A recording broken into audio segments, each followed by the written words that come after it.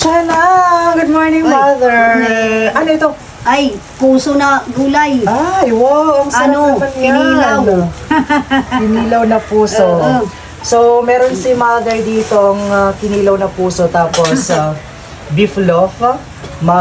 Uumagahan si mother. So, ngayon, guys, ay nagkaroon tayo ng blessing sa ating pag-affiliate marketing ng 1,000 pesos. So, binili natin siya ng pangunahing pangailangan po natin.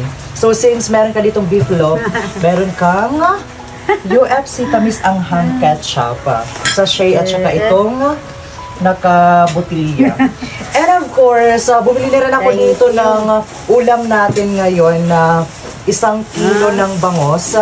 Ayan guys, fresh na fresh po talaga ito siya. Ano nito? Ano mo ito? Tinula siya Tula para na may lang sa sabaw. kapaksiw. Tapos bumili ako dito ng pag wala tayong ulam, ito yung pangunahing pangangailangan namin na ulam. Pangmadalian ba? Which is itong budo guys. Budo. Tabo kasi ngayon sa itong Leyte, Philippines. Tapos bumili na rin ako dito ng asin. Wala na tayong asin. Walang asin. Then, ito pa, yung pinaka-favorite ng lahat. Ulam ng mga pobre. Hipon, guys. Hipon. Perfect. And of course, since meron tayong mga budo na, bumili na rin ako dito ng asite. 1 litro ito siya. So, ibabasya na lang natin ito sa ating lalagyanan doon sa kusina. Tapos, meron din ditong, bago ka makalimutan yung tinapay nila. Ayan. Tapos, para lumakas yung tuhod ni na mother. Sana all. Especially ni father papuntang hagna. So, ito, ang lalaki ng mga apaw. Sana I all. love you. I love you. Since hindi makakagat si father ng apple kasi wala na siyang ngipin, binilan ko na lang siya ng orange. Baka mabali yung pustiso. Correct. Tapos ito nga po pala yung mga panakot natin. Here. Tapos bumili ako ng, bawal na sila kasi guys ng mga 3-in-1 na mga coffee kasi sabi ng mga supporters natin sa comment section na bawal sila. Diba? So binilang ko sila guys ng coffee mate at saka itong gatas. Tapos ito na sa inyo yung pinaka-bongga, yung coffee stick. Ito na lang. With matching asukal guys, midja. Tapos meron din dito. By the way! Ayan. Matagal ng panahon hindi tayo nakakain ng muron.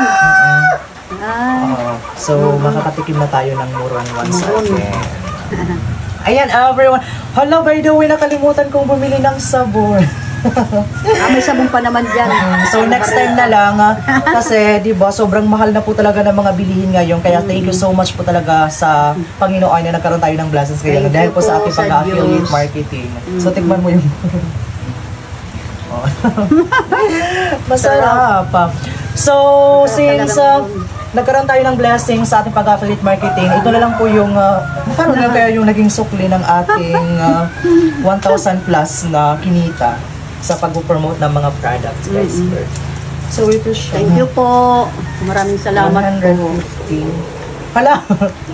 204 pesos na lang. So, ibibigay ko na lang ito kay Mother.